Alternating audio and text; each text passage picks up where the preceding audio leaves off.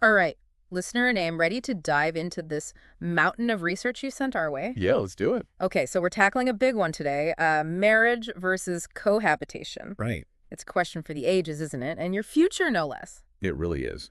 We're here to unpack all the nuances of each path, from the legal and financial to the social and the personal. Definitely. So to start, Mm-hmm. how about we just quickly lay out the playing field? Okay. We're talking about marriage, the legally binding union versus cohabitation, that committed partnership without the legal paperwork, right? It's precisely. Okay. And while those definitions seem pretty straightforward, Right. the implications are anything but. Right. Take legal benefits, for example. Okay. Marriage often comes with tax advantages. Oh, yeah. Did you know that in some jurisdictions, married couples can access certain tax breaks Mm-hmm. that cohabitating couples aren't eligible for, even if they've been together for decades? Wow, that's a big one. It is. That's something to consider for sure. Definitely. And it's not just taxes, is it? No, it's not.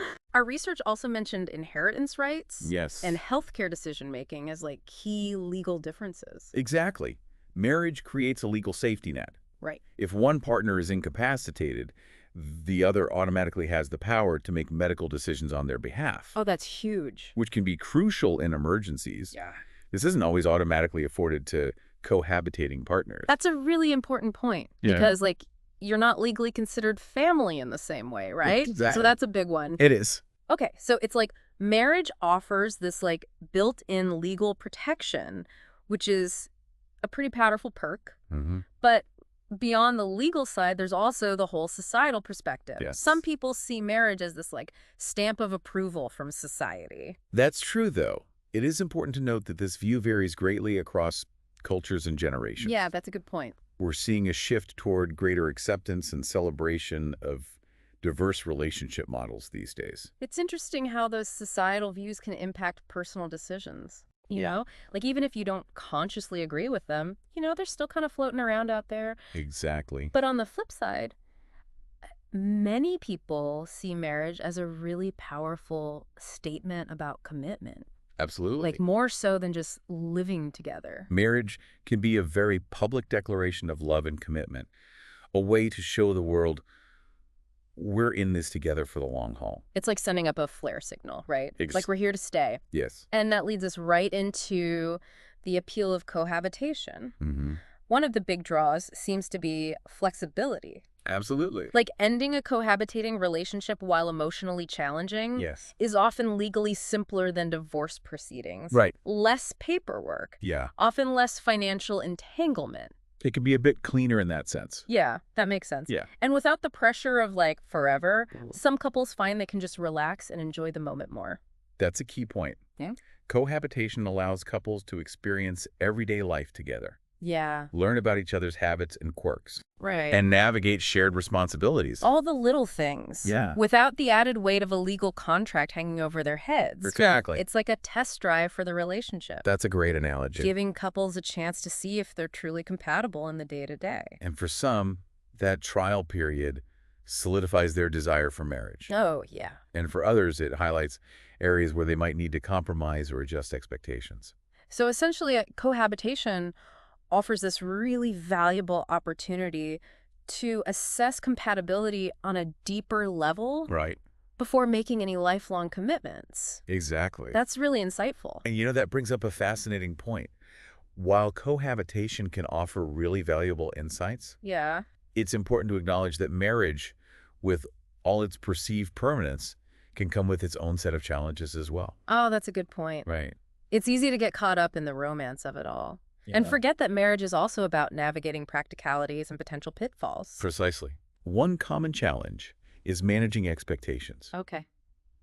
both personal and societal, Yeah. within the context of marriage. Right. Traditional roles and pressures can sometimes clash with the realities of modern relationships. Totally. It's like suddenly the division of household chores Yes. becomes this like high stakes negotiation. Exactly.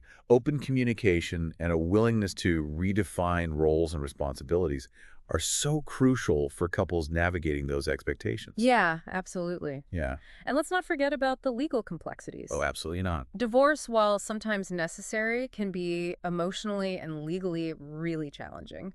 Absolutely. Oh. It's essential for couples to understand the legal and financial implications of marriage, Yeah. including the possibility of divorce. Right, like going in with your eyes wide open. Exactly. Okay, so knowledge is power, as they say. Yes. And speaking of power, merging finances can be a major turning point in a marriage, for better or for worse. That's right. What are some potential pitfalls that couples should be aware of when it comes to money matters? Well, I think transparency and open communication about finances are really paramount. Yeah, Couples often come from different financial backgrounds right. and have different spending habits, Totally. different debts, and different financial goals. Yeah, you're bringing in your whole financial history with you. Exactly. It's not just like starting from zero. Right. Okay. So discussing these openly and honestly before merging everything. Before you tie the knot financially. Right.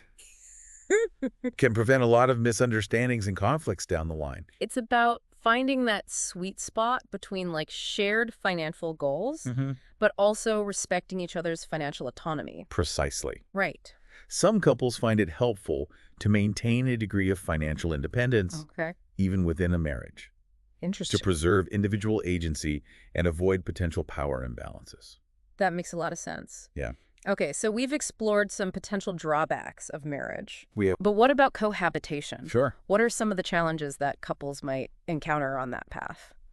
Well, while cohabitation offers a lot of flexibility, it often lacks the legal protections automatically afforded to married couples. Right. And this can have significant implications for things like inheritance, Oh, yeah. property rights, Okay. and medical decision-making, Yeah. especially if one partner becomes incapacitated or passes away. That's a really good point. Yeah. Because it's like, even if you have the best intentions Yeah. and you've made verbal agreements, Right. the legal system doesn't always recognize that. Exactly. So that's a stark reminder that even like the deepest love can't always navigate the complexities of legal systems. It can't. And it's really important for cohabitating couples to be proactive I agree. and like consult with legal professionals Yes. to make sure that their wishes would be honored, Mhm. even without that legal framework of marriage. Absolutely. Right, because you don't want to be in a situation where something happens and suddenly you're caught in this legal battle that Exactly. you never anticipated. It happens more than you think. Wow. Yeah, that's a really good point. Yeah. And, while societal views are evolving, Right. some couples still face judgment or pressure from family or society for choosing not to marry. Right. This can create tension and strain within the relationship, Yeah. particularly if one partner feels more strongly about societal expectations than the other. It's like you're navigating this minefield of opinions and expectations, That's a good way to put it. which can be trippy, It can be really tricky. especially if you're not on the same page as your partner Exactly. about how much weight those external opinions hold. Right. You find that those societal pressures vary across cultures or generations. Absolutely. We see a clear generational shift in attitudes towards cohabitation. Okay. Younger generations tend to be more accepting of it as a valid lifestyle choice, Right. whereas older generations might hold more traditional views. It makes sense. And culturally, the acceptance of cohabitation varies greatly around the world, Oh, yeah, of course. with some cultures embracing it as the norm Wow. and others still placing a very high value on formal marriage. It's a good reminder that there's no one-size-fits-all answer. Exactly. And what feels right for one couple Yeah, might not be the right fit for another. at all. So it's really about figuring out what works best for you. And that's why open and honest communication is so crucial in any relationship, Yeah. but particularly when navigating the complexities of commitment and cohabitation. Yeah, communication is key. It is. Like they say, relationships are a marathon, not a sprint. That's right. And clear communication is what helps you pace yourselves and Yes. stay on track. Absolutely. So true. And, sometimes that communication reveals differing timelines or desires Oh, yeah. when it comes to commitment. Sure. And this can be a major source of anxiety or uncertainty for couples, Right. especially if one partner is more certain about marriage than the other. Totally. It's that age-old dilemma of like wanting different things at different times. Exactly. Not an easy hurdle to overcome. It's tough. Okay, so with all this information swirling around, Right. how does a couple even begin to navigate this decision? That's the million-dollar question. Right. What are like the key factors they should be considering? It's a great question. It can feel really overwhelming, Yeah. like standing at a crossroads with endless possibilities. I like that analogy. But, Sometimes the best way to make a decision is to simplify Yeah. and focus on what truly matters most. Oh, okay, I like that. Right. So how can couples cut through all the noise Yeah. and gain that clarity on what's truly important for their future? Well, I think it starts with an honest self-assessment Okay. and a shared conversation about values. Yeah. What truly matters to you as individuals Right. and as a couple? Good. Is it the legal and financial security of marriage, Yeah.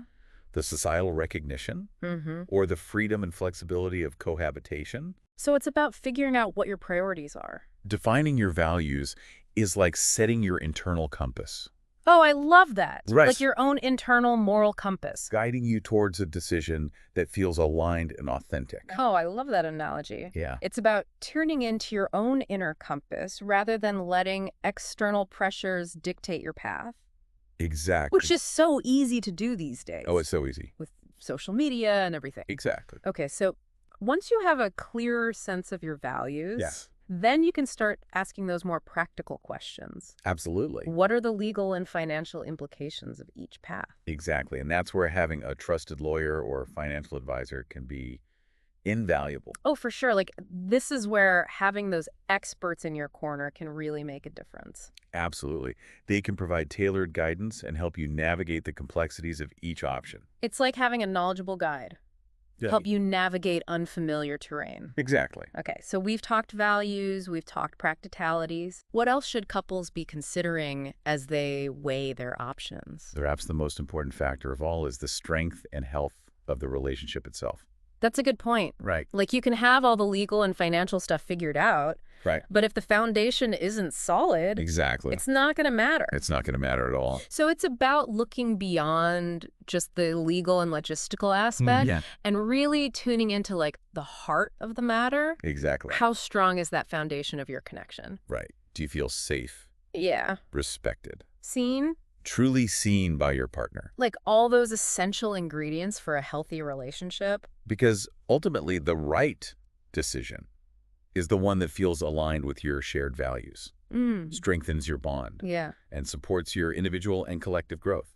Trusting your intuition and making a decision that feels right for both of you. Precisely. Yeah. And, sometimes that decision doesn't fit neatly into the boxes of marriage or cohabitation. That's a really good point. Because it's not always black and white. It's not black and white at all. Right. So are you saying that like some couples are finding a middle ground, or Some couples are choosing to create their own unique path. it's like they're creating their own rule book, Yeah, exactly. tailoring it to their own specific needs and desires? Exactly. They're blending elements of marriage and cohabitation Okay. to create a commitment style that really reflects their values and priorities. So it's about having your cake and eating it too, in a way. In a way, yes. So like what would that look like in practice? Well, for some, it might mean having a commitment ceremony Okay. without actually obtaining a legal marriage license. Interesting. Right. So it's like they're prioritizing the emotional and personal significance of that commitment Exactly. without feeling bound by the legal constraints. Right. And for others, Yeah. it might mean defining their own set of commitments and agreements Yep. outside of the traditional bounds of marriage. So it's about really taking ownership of their relationship Oh, exactly. and crafting a structure that feels authentic and supportive for both partners. Precisely. It's really interesting to see how couples are kind of like redefining commitment for themselves. It's an exciting time to be exploring these topics It really is. because it means that people are really thinking critically about what matters most to them. Yeah, and not just accepting the status quo. Exactly. So, listener name, what have we learned from this deep dive? Well, I think the biggest takeaway is that there's no right or wrong answer when it comes to marriage versus cohabitation, That's a good point. right? The right choice is deeply personal, Yeah. and it depends on so many factors, from personal values to cultural influences to life goals. It's about having those open and honest conversations with your partner, Yes. understanding the trade-offs of each path, Right. and ultimately choosing the path that best aligns with your shared vision for the future. Couldn't said it better myself. It's about designing a relationship structure that reflects your unique needs and values. Whether that means opting for a traditional marriage, embracing the flexibility of cohabitation, or forging your own unique path. Well said. And remember, knowledge is power. Oh, yeah, for sure. The more informed you are about the legal, the financial, and the social implications of each option, Right. the better equipped you'll be to make a decision that truly supports your individual and collective well-being. It's about gathering all the information, Yes. weighing the pros and cons, Right. and then ultimately making the choice that feels right for you Exactly. and your partner. And your partner, yes. Okay, so if you're wrestling with this decision, Yeah. remember to prioritize open communication, Yes. self-reflection, Absolutely. and perhaps a good dose of professional advice when needed. A little professional guidance never hurts. Never hurt, right? Never hurts. And don't be afraid to think outside the box Yes. and explore those unconventional options. Exactly. Because ultimately, the most important thing is finding a path that feels authentic and fulfilling for both partners. Couldn't agree more. It's about creating a commitment that celebrates your unique love story, I love that. whatever that may look like. Beautifully said. And hey, listener, name whatever path you choose. We're here cheering you on. We are. This is about celebrating love and commitment in all its forms. Absolutely. And hey, if you do decide to have that big wedding bash, Yes. you know we love a good party. We'll be there. But in all seriousness, we've only scratched the surface of this complex and deeply personal topic. We have. Expert speaker, is there one thing you would encourage our listeners to explore further after this deep dive? That's a great question. Mm-hmm. Something that I think often gets overlooked Yeah. is the importance of regularly revisiting these conversations as a couple, Oh, interesting. right? Even after you've made a decision. Okay. Because life is full of surprises, and what Yeah. feels right today might evolve Sure. as you grow and change both individually and as a couple. Right. It's not like you just make the decision once and then you're done. Exactly. It's an ongoing conversation. It's an ongoing evolution. So keep talking. Keep listening. Keep supporting each other's journeys. Beautifully said. Such wise words. Thank you. It's about embracing that fluidity of life and relationships. Yes. And making choices that support your continued growth and happiness. Love that. Well, listener name, we've reached the end of our deep dive. This has been fun. I know, right? Always good chatting with you, expert speaker. Likewise. We hope you found this exploration insightful and empowering. Yes. Until next time, happy navigating.